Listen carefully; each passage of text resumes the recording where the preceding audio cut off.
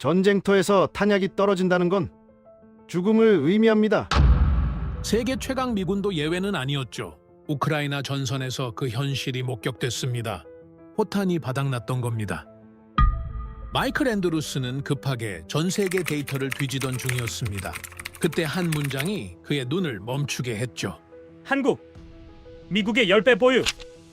그는 숨이 막혔습니다. 이게 대체 어떻게 가능하단 말입니까?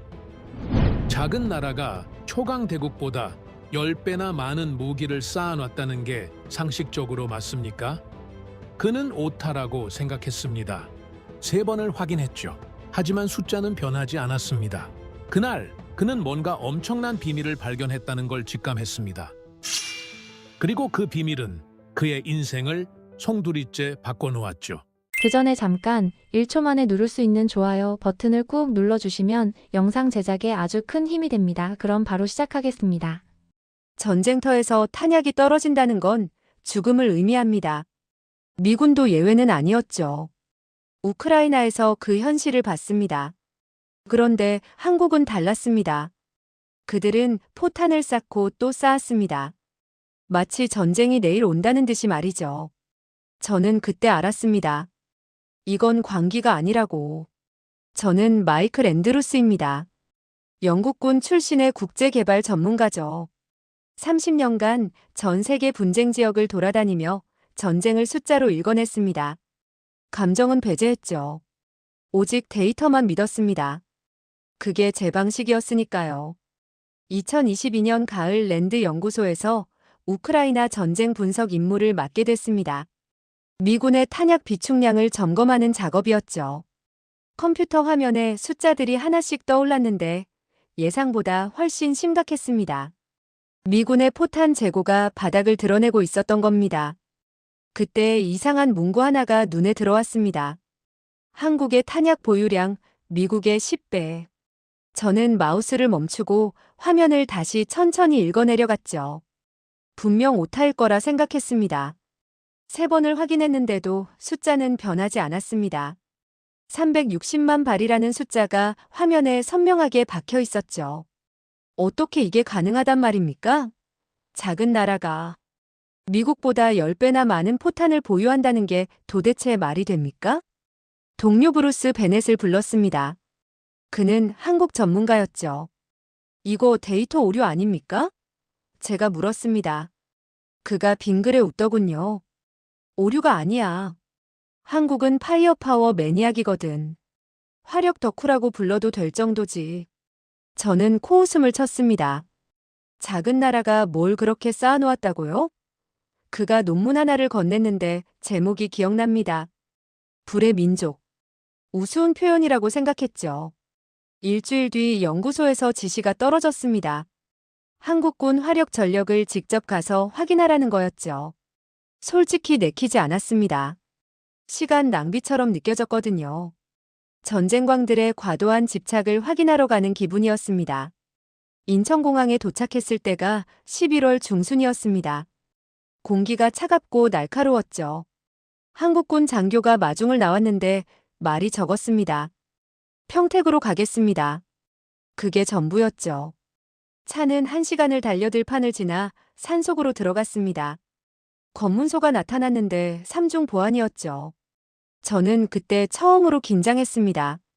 뭘 그렇게 숨기고 있다는 겁니까? 지하로 내려가는 계단이 끝없이 이어졌습니다. 30m는 좋게 내려간 것 같았죠. 철문이 천천히 열렸습니다. 그 순간 저는 숨을 멈췄습니다. 벽이 보이지 않았거든요. 포탄만 보였습니다.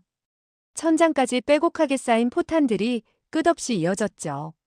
복도가 100m, 200m 계속 이어졌는데 전부 포탄이었습니다. 이게 전부입니까? 제가 조심스럽게 물었습니다. 장교가 고개를 저으며 담담하게 대답했죠. 여기는 3번 창고입니다. 전국에 이런 곳이 17군데 더 있습니다. 제 손이 미세하게 떨리기 시작했습니다. 이건 무기고가 아니었죠. 살아 숨쉬는 화산이었습니다. 포탄 하나를 조심스럽게 만져봤습니다. 차가운 금속의 감촉이 손끝에 전해졌죠. 표면에 번호가 정교하게 새겨져 있었습니다. 하나하나 철저하게 관리되고 있다는 증거였죠. 이건 단순한 집착이 아니었습니다. 신앙이었습니다. 밖으로 나왔을 때 해가 지고 있었습니다.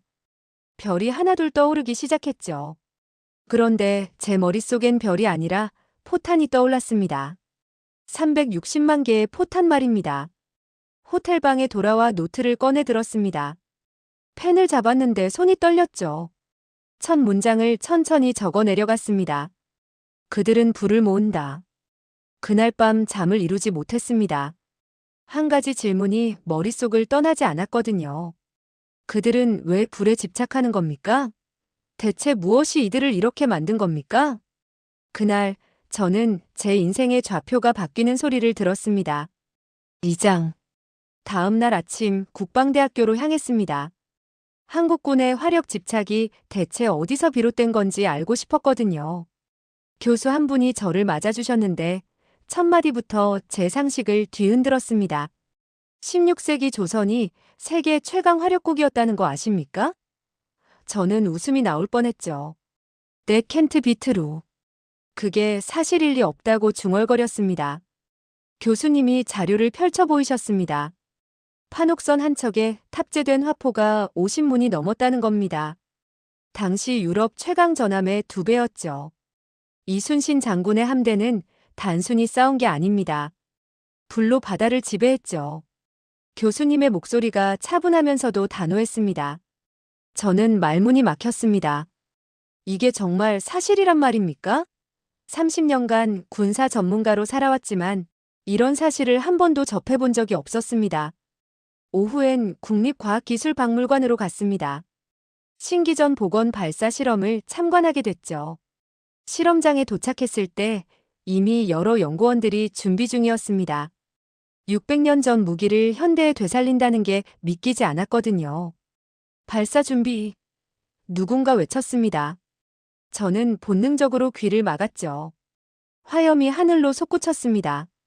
쉬익하는 소리와 함께 불빛이 궤적을 그렸죠. 열기가 제 얼굴을 때렸습니다. 저는 반사적으로 뒤로 물러섰습니다. 불꽃이 흩어지면서 공기가 울렸죠. 폭음이 아니라 울림이었습니다. 마치 오래된 종소리 같았습니다. 그 불은 단순한 폭발이 아니었습니다. 선언이었죠. 우리는 이렇게 살아남았다는 외침 같았습니다. 실험이 끝나고 교수님과 다시 마주 앉았습니다. 왜 한국은 이렇게 불에 집착합니까? 제가 물었습니다. 교수님이 잠시 침묵하시더니 천천히 입을 여셨습니다. 우린 역사에서 배웠습니다. 화력이 곧 생존이라는 걸요. 임진왜란 때 불로 버텼고 병자호란 때 불이 부족해서 무릎 꿇었죠. 그 기억이 우리 DNA에 새겨진 겁니다. 저는 그날 오후 내내 자료실에서 시간을 보냈습니다. 6.25 전쟁 기록을 읽어내려갔죠. 무기 없이 맨손으로 싸워야 했던 병사들의 절규가 느껴졌습니다. 총알 한 발, 포탄 한 발이 얼마나 절실했는지 기록마다 피눈물이 배어 있었습니다. 한 보고서에서 낡은 수류탄 파편 사진을 발견했는데 설명에 이렇게 적혀 있었습니다. 불발탄을 분해해서 다시 만든 무기. 그들은 불발된 적의 무기까지 주워서 다시 사용했던 겁니다. 얼마나 절박했으면 그랬겠습니까? 다시는 이런 굴욕을 겪지 않겠다. 그 맹세가 360만 발의 포탄으로 쌓인 거였습니다. 저는 숨을 깊게 들이마셨습니다. 가슴이 먹먹했죠. 이순신 장군 초상화 앞에 섰습니다. 그분의 눈빛이 제게 말하는 것 같았죠. 불은 우리의 방패다. 저는 오랫동안 그 자리에 멈춰 서 있었습니다. 30년간 전쟁을 숫자로만 봤던 제 관점에 균열이 생기기 시작했습니다. 데이터가 아니라 감정으로 이해되는 집착의 논리를 처음 받아들이고 있었던 겁니다. 연구실 한 구석에서 오래된 고문서를 발견했습니다. 1448 하늘의 불. 조선 최초의 화약 무기 개발 기록이었죠. 600년 전부터 이미 불을 다루고 있었다는 겁니다. 그들은 불을 무기보다 먼저 배웠던 겁니다. 저녁에 호텔로 돌아와 노트를 펼쳤습니다. 펜을 들고 한참을 생각했죠. 창밖으로 서울의 불빛이 반짝이고 있었습니다. 저는 그 불빛들을 바라보며 깨달았습니다. 저 불빛 하나하나가 지켜야 할 이유였던 거죠. 그리고 천천히 적어 내려갔습니다. 파이어 리멤버스. 불은 기억한다. 그들의 화력은 증오에서 나온 게 아니었습니다. 기억에서 나온 거였죠.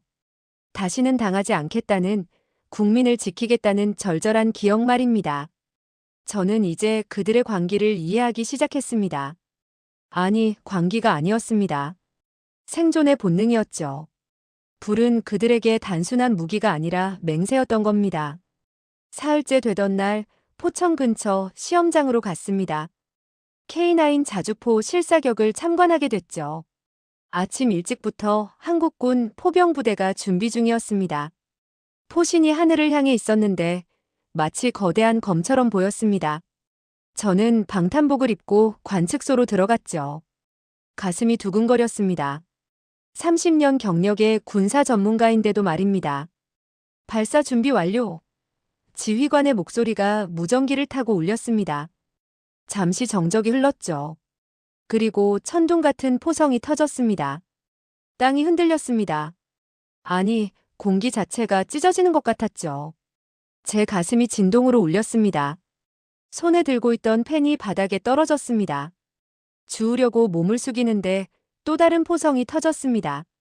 일제 사격이었습니다. 6문의 K9이 동시에 불을 뿜었습니다. 하늘이 붉게 물들었죠. 포탄이 날아가는 소리가 들렸습니다. 쉬이 공기를 가르는 날카로운 소리였습니다. 몇 초 후 목표 지점에서 연쇄 폭발이 일어났습니다. 흙먼지가 버섯구름처럼 피어올랐죠. 저는 숨도 제대로 쉬지 못했습니다. 이건 단순한 무기 시험이 아니었습니다. 포병의 교양곡이었죠. 아름다우면서도 무서웠습니다. 실사격이 끝나고 한국군 대령과 마주 앉았습니다. 그의 군복에서 땀과 흙 냄새가 났습니다. 현장의 냄새였죠. 인상적이었습니다. 하지만 왜 이렇게까지 합니까? 제가 물었습니다. 대령이 잠시 멀리 산을 바라보더니 천천히 입을 열었습니다. 우린 전쟁을 원하지 않습니다. 단 한 번도 원한 적이 없죠. 하지만 준비는 완벽해야 합니다. 그게 우리가 평화를 지키는 방법입니다. 그 한 문장이 제 가슴을 때렸습니다. 30년간 군인으로 살았지만 이렇게 명확한 신념을 가진 군인을 본 적이 없었습니다. 그는 전쟁광이 아니었습니다. 평화주의자였죠. 역설적이게도 말입니다. 오후에는 K2 전차 기동 훈련을 참관했습니다. 좁은 산악지대에서 전차가 움직이기 시작했죠. 믿을 수 없는 속도였습니다. 구불구불한 산길을 마치 물처럼 흘러갔습니다. 급정거, 급회전, 그리고 즉각 사격. 모든 동작이 유려했습니다. 저 땅은 작지 않습니까? 제가 동행한 장교에게 물었습니다. 그가 고개를 끄덕이며 대답했죠. 작습니다. 그래서 더 완벽해야 합니다. 우린 물러날 곳이 없으니까요. 물러날 곳이 없다. 그 말이 머릿속에서 메아리 쳤습니다. 한반도는 작았습니다. 하지만 그들의 마음은 대륙보다 넓었죠. 아니, 넓어야만 했던 겁니다. 저녁에 호텔로 돌아와 자료를 정리했습니다. 미국과의 비교 분석을 시작했죠. 미국의 자주포는 1020문이었습니다. 한국은 3100문이었죠. 3배가 넘었습니다. 인구는 6분의 1인데 말입니다. 전차도 마찬가지였습니다. 미군이 6000대를 보유할 때 한국군은 2600대를 운용하고 있었습니다. 땅은 미국의 100분의 1인데 말이죠. 노트에 적어 내려갔습니다. 우리가 강하다고 믿었지만 그들은 미쳤다. 그리고 옳았다. 제 손이 떨렸습니다. 이건 단순한 군비 경쟁이 아니었습니다. 생존 전략이었죠. 살아남기 위한 필사적인 선택이었습니다. 창밖을 내다봤습니다. 서울의 불빛이 반짝이고 있었습니다. 저 불빛 하나하나가 지켜야 할 이유였습니다. 그리고 그들은 그걸 지킬 준비가 되어 있었죠. 완벽하게 말입니다. 저는 그날 밤 깨달았습니다. 한국은 단순한 동맹국이 아니라는 걸요. 그들은 억제력의 중심축이었습니다. 동부가 평화의 균형추였죠. 불로 평화를 지키는 나라였습니다. 그들의 포성은 위협이 아니라 신념의 언어였던 겁니다. 저는 군인이었지만 이건 전쟁이 아니라 예술이었습니다. 화력은 그들에게 방패였습니다. 동시에 기도였죠. 제 손끝엔 아직도 그날의 진동이 남아 있었습니다.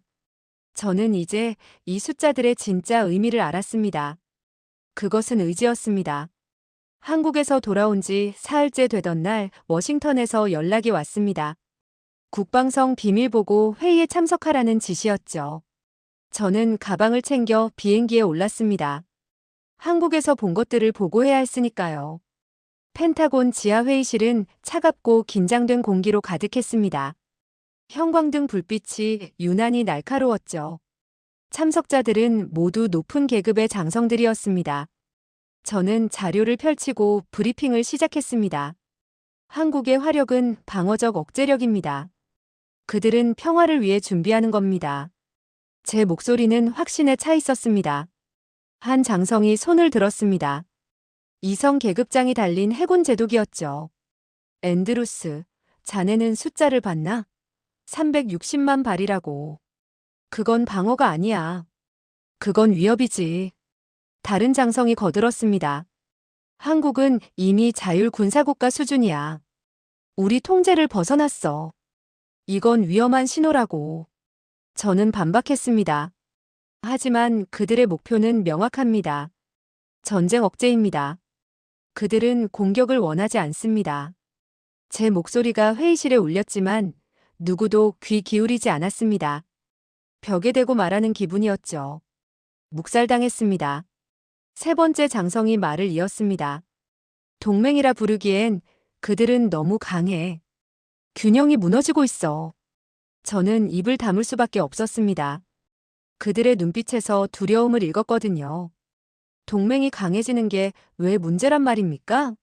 하지만 그 질문은 목구멍에서 맴돌 뿐이었습니다. 회의가 끝나고 복도로 나왔을 때 저는 잠시 벽에 기댔습니다. 머리가 복잡했죠. 한국에서 봤던 장교들의 눈빛이 떠올랐습니다. 그들은 진심이었습니다. 전쟁을 원하지 않는다는 그 말, 거짓이 아니었죠. 그런데 왜 이곳 사람들은 의심하는 겁니까?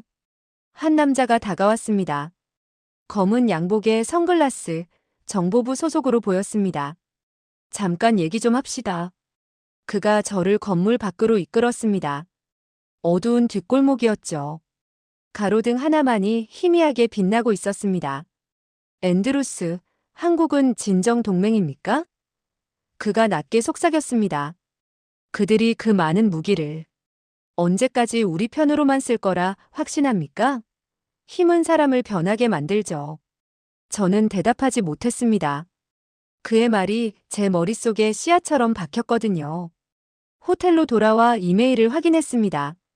익명의 발신자로부터 파일 하나가 도착해 있었죠. USB에 담긴 비밀 데이터였습니다. 손이 떨렸지만 열어봤습니다. 한국군의 비공개 저장소 목록이었습니다. 공식 발표된 17곳 외에 추가로 5곳이 더 있다는 내용이었죠. 좌표까지 정확하게 적혀 있었습니다.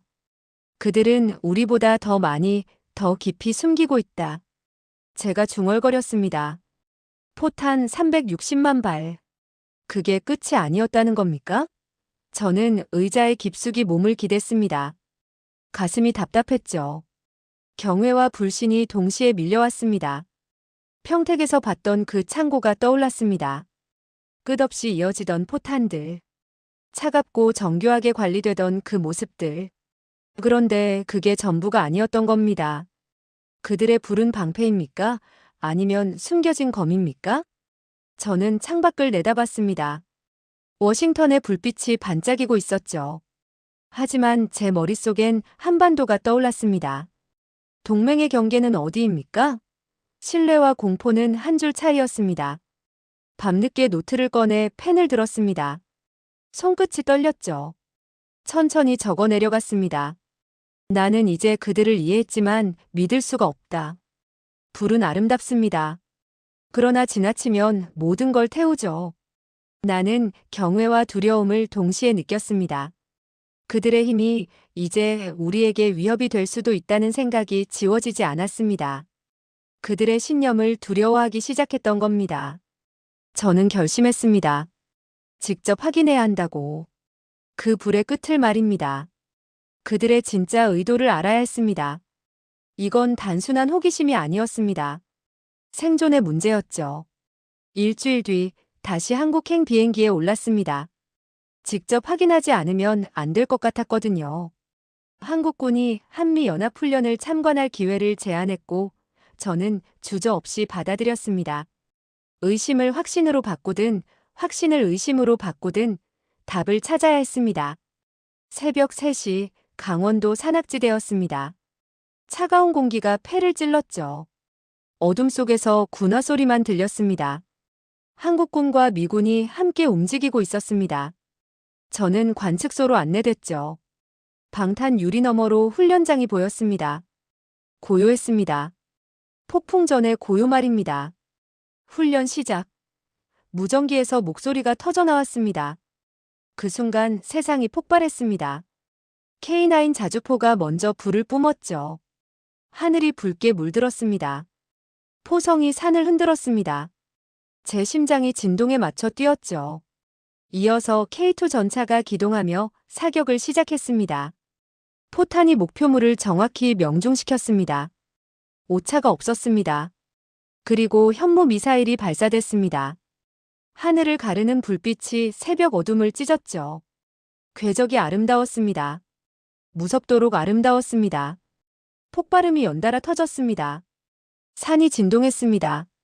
아니, 땅 전체가 흔들리는 것 같았죠. 저는 숨도 제대로 쉬지 못했습니다. 이건 단순한 훈련이 아니었습니다. 하나의 의식이었죠. 옆에 서 있던 미군 관찰관이 중얼거렸습니다. This is crazy. 그가 헬멧을 벗으며 말을 이었습니다. 하지만 완벽해. 완벽하다고. 그의 목소리엔 경외감이 묻어 있었습니다.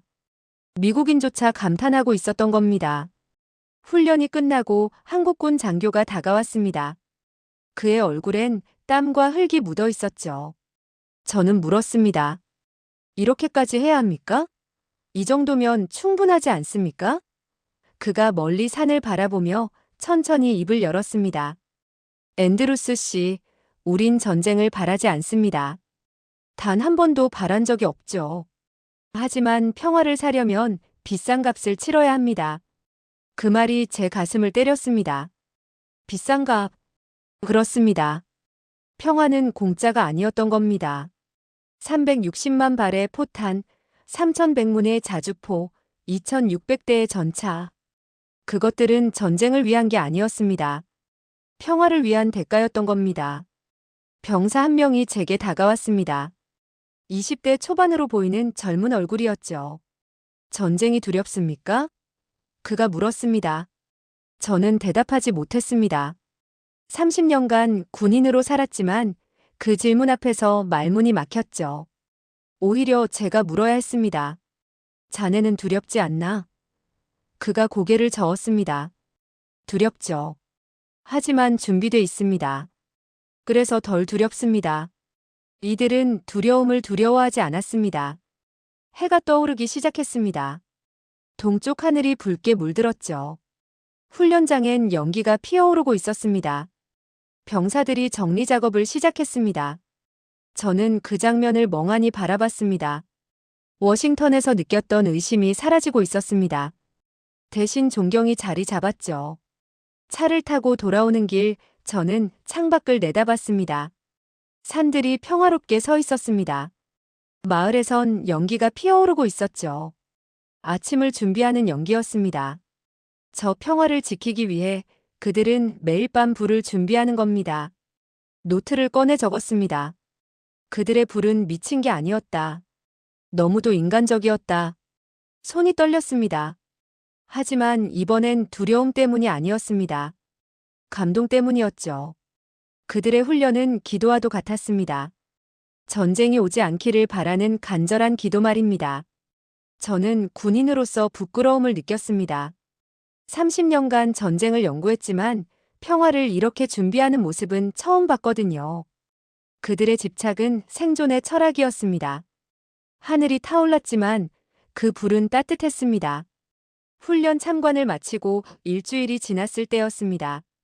뉴스가 터져나왔죠. 북한이 단거리 미사일을 발사했다는 겁니다. 동시에 중국이 동중국해에서 대규모 무력 시위를 벌이고 있었습니다. 동북아가 요동치기 시작했습니다. 저는 서울에 머물고 있었습니다. 거리는 평온했죠. 사람들은 여전히 출근하고 카페에서 커피를 마시고 있었습니다. 이상했습니다. 위기가 고조되는데 아무도 흔들리지 않았거든요. 오후에 국방부 브리핑이 있었습니다. 대변인이 차분하게 말했습니다. 정상작전을 유지합니다. 그게 전부였습니다. 흔들림이 없었습니다. 폭풍 속에서도 정지해 있는 것 같았죠. 그날 저녁 워싱턴에서 긴급 화상회의 요청이 왔습니다. 백악관 상황실이었죠. 화면 속 참모들의 얼굴은 긴장으로 굳어 있었습니다. 한국이 독자적으로 움직이려 한다는 보고가 올라왔습니다. 한 참모가 말했습니다. 한국이 미국 없이도 대응할 수 있다는 게 문제야. 우리 동의 없이 움직일 수 있다는 거잖아. 저는 참을 수 없었습니다. 그게 왜 문제입니까? 강한 동맹이 나쁜 겁니까? 제 목소리가 높아졌습니다. 다른 참모가 끼어들었습니다. 앤드루스, 자네는 현장에 있어서 감정적이 된 거야. 객관적으로 봐야 해. 저는 화면을 노려봤습니다. 제가 감정적이라고요? 아닙니다. 여러분이 두려워하는 겁니다. 그들이 강해지는 게 무서운 거죠. 회의실이 조용해졌습니다. 누군가 헛기침을 했습니다. 저는 연결을 끊었습니다. 다음 날 새벽이었습니다. 휴대전화가 울렸죠. 한국 국방부였습니다. 지금 당장 작전 상황실로 오십시오. 저는 옷을 챙겨 입고 차에 올랐습니다. 도로는 한산했습니다. 하지만 긴장감이 공기 중에 감돌았죠. 작전 상황실에 도착했을 때 이미 여러 장성들이 모여 있었습니다. 대형 스크린에 한반도 지도가 떠 있었죠. 북한에서 미사일이 발사됐다는 표시가 깜빡이고 있었습니다. 단거리 미사일 동해상으로 발사. 누군가 보고했습니다. 한국군의 대응이 시작됐습니다. 믿을 수 없는 속도였죠. K9 자주포 부대가 3분 만에 사격 준비를 완료했습니다. 현무 미사일 발사대가 5분 만에 대응 태세에 들어갔습니다. 전투기들이 긴급 발진했습니다. 모든 게 시계처럼 정확했습니다. 마치 이미 알고 있었던 것처럼 말입니다. 미군 연락장교가 중얼거렸습니다. 이건 반응이 아니야. 예언이야. 그의 말이 맞았습니다. 그들은 반응한 게 아니었습니다. 이미 준비돼 있었던 겁니다. 항상 준비돼 있었던 거죠. 합참의장이 보고를 받고 있었습니다. 그의 목소리는 차분했습니다. 대응 태세 완료. 추가 도발 시 즉각 대응. 명령이 떨어졌습니다. 그리고 기다렸습니다. 북한의 다음 움직임을 말입니다. 하지만 아무 일도 일어나지 않았습니다. 침묵이었습니다. 적이 먼저 물러선 겁니다. 저는 그 순간을 지켜보며 깨달았습니다.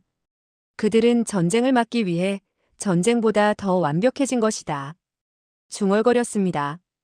옆에 있던 장교가 제 말을 들었는지 고개를 끄덕였습니다. 맞습니다. 우린 싸우지 않기 위해 준비합니다. 세계가 흔들렸지만 그들은 흔들리지 않았습니다. 오직 한국만이 서 있었습니다. 그들의 침묵이 가장 큰 포성이었던 겁니다.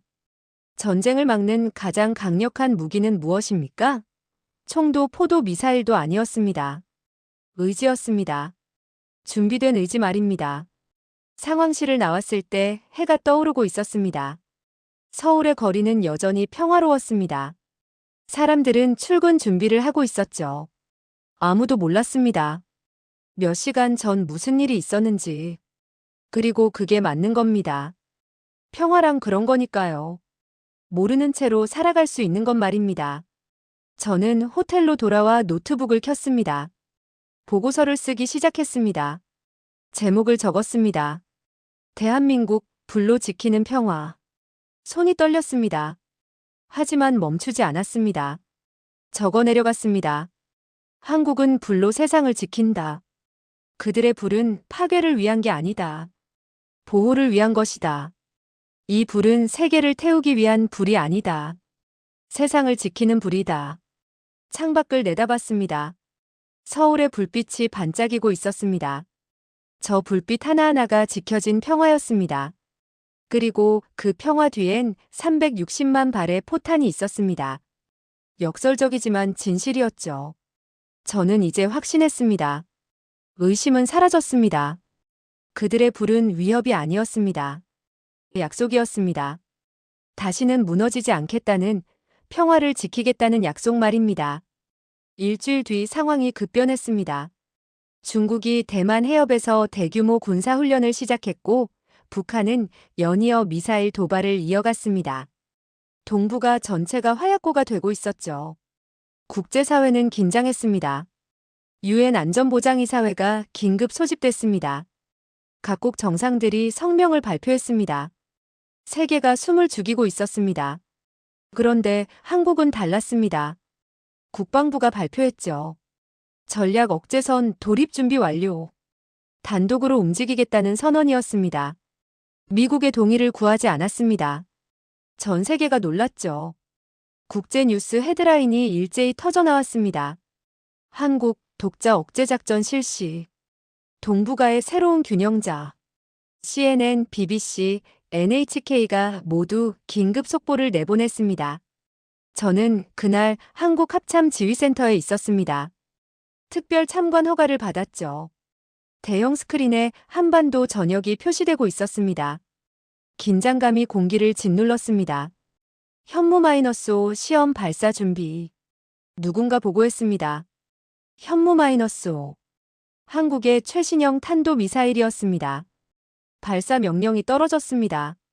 스크린으로 실시간 영상이 송출됐죠. 미사일이 발사대에서 솟아올랐습니다. 화염이 하늘을 붉게 물들였습니다. 공기가 찢어지는 소리가 스피커를 통해 울려 퍼졌습니다. 미사일이 상승했습니다. 궤적이 아름다웠습니다. 무섭도록 아름다웠죠. 저는 숨을 멈췄습니다. 그건 단순한 무기의 발사가 아니었다. 인간의 의지 그 자체였다. 중얼거렸습니다. 옆에 있던 미군 관측관이 제 말을 들었는지 고개를 끄덕였습니다. 그의 눈빛엔 경외감이 서려 있었죠. 전 세계가 그 장면을 지켜보고 있었습니다. 실시간 중계가 이어졌죠. CNN 앵커의 목소리가 떨렸습니다. 이건 단순한 미사일 시험이 아닙니다. 한국이 세계에 보내는 메시지입니다. BBC는 군사 전문가를 긴급 초청했습니다. 한국은 이제 미국 다음의 초강대국입니다. 더 이상 보호받는 나라가 아니라 스스로 지키는 나라죠. 제 휴대전화가 울렸습니다. 브루스 베넷이었습니다. 랜드 연구소 동료였죠. 마이클, 보고 있나? 믿을 수 없어. 그의 목소리가 흥분으로 떨렸습니다. 그들은 화력을 넘어섰어. 신념을 무기로 만든 첫 국가야. 역사가 바뀌는 순간이라고. 저는 대답하지 못했습니다. 그저 화면을 응시할 뿐이었죠. 발사가 끝났습니다. 목표 지점에 정확히 명중했다는 보고가 올라왔습니다. 오차 범위 1m. 완벽했습니다. 지휘센터에 짧은 박수가 터져나왔습니다. 하지만 곧 정적이 흘렀죠. 모두가 세계의 반응을 기다리고 있었습니다. 중국이 먼저 반응했습니다. 군사훈련을 중단한다고 발표했죠. 북한은 침묵했습니다. 더 이상의 도발은 없었습니다. 세계가 멈춘 그 순간 오직 한국만이 숨을 고르고 있었습니다. 저는 30년간의 군 경력을 되돌아봤습니다. 수많은 전쟁을 연구했죠. 승리와 패배를 분석했습니다. 하지만 이건 달랐습니다. 전쟁은 수치가 아니라 신념의 온도 차로 결정된다. 중얼거렸습니다. 제 눈에 뜨거운 무언가가 차올랐습니다. 눈물이었습니다. 나는 이 순간 인간이 만든 가장 아름다운 불을 봤다. 손으로 눈가를 훔쳤습니다. 부끄럽지 않았습니다. 감동이었으니까요. 그 불빛은 무기가 아니라 하나의 약속이었습니다. 나는 그때 처음으로 평화의 형태를 봤습니다. 일주일 뒤 유엔 안전보장이사회가 열렸습니다. 한국의 자위력과 평화 기여도가 공식 인정됐습니다. 결의안이 통과됐죠. 대한민국의 억제력은 동북아 평화의 핵심 요소다. 세계가 한국을 재평가하는 순간이었습니다. 저는 호텔방에서 보고서를 마무리하고 있었습니다. 제목을 다시 한번 읽었습니다. 더 파이어 댓 가즈 더 월드. 세계를 지키는 불. 손이 떨렸습니다. 하지만 확신에 찬 떨림이었죠. 전송 버튼을 눌렀습니다. 창밖을 내다봤습니다. 서울의 야경이 펼쳐져 있었습니다. 수많은 불빛이 반짝이고 있었죠. 저 불빛 하나하나가 지켜진 평화였습니다. 그들은 싸우기 위해 준비했지만 준비 덕에 싸울 필요가 없었습니다. 저는 중얼거렸습니다. 그들은 불을 무기로 쓰지 않는다. 그들은 불을 지킨다. 그리고 저는 그 불에 경례했습니다. 석 달이 흘렀습니다. 한국 국방대학교에서 연락이 왔죠.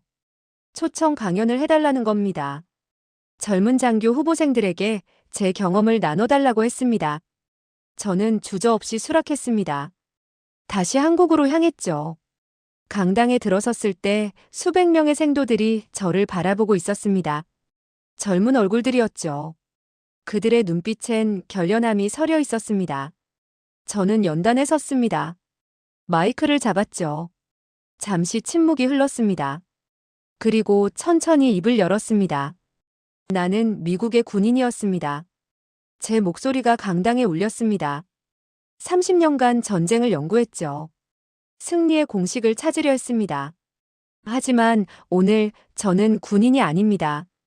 오늘 저는 불의 제자입니다. 생도들이 웅성거렸습니다. 하지만 곧 조용해졌죠. 우리는 불을 파괴의 상징으로 배웠습니다. 저는 계속 말했습니다. 전쟁의 도구로만 여겼죠. 하지만 한국은 달랐습니다. 여러분은 불을 기억으로 바꿨습니다. 그리고 그 기억을 희망으로 승화시켰습니다. 제 목소리가 떨렸습니다.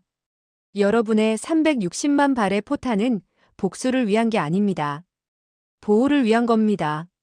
강당이 조용했습니다. 바늘 떨어지는 소리도 들릴 것 같았죠. 저는 생도들의 눈을 바라봤습니다. 저는 처음엔 이해하지 못했습니다. 왜 이렇게까지 준비하느냐고 물었죠. 하지만 이제 압니다. 평화는 공짜가 아니라는 걸. 평화에는 대가가 필요하다는 걸. 그리고 여러분은 그 대가를 기꺼이 치르고 있습니다. 한 장교 후보생이 손을 들었습니다. 허락하자 그가 일어섰죠. 앤드루스 박사님, 질문이 있습니다. 그의 목소리가 또렷했습니다. 당신에게 한국은 무엇입니까? 강당이 다시 조용해졌습니다. 모두가 제 대답을 기다리고 있었죠. 저는 잠시 침묵했습니다. 창밖을 바라봤습니다. 태극기가 바람에 펄럭이고 있었죠. 그리고 천천히 대답했습니다.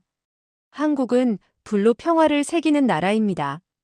제 목소리가 떨렸습니다.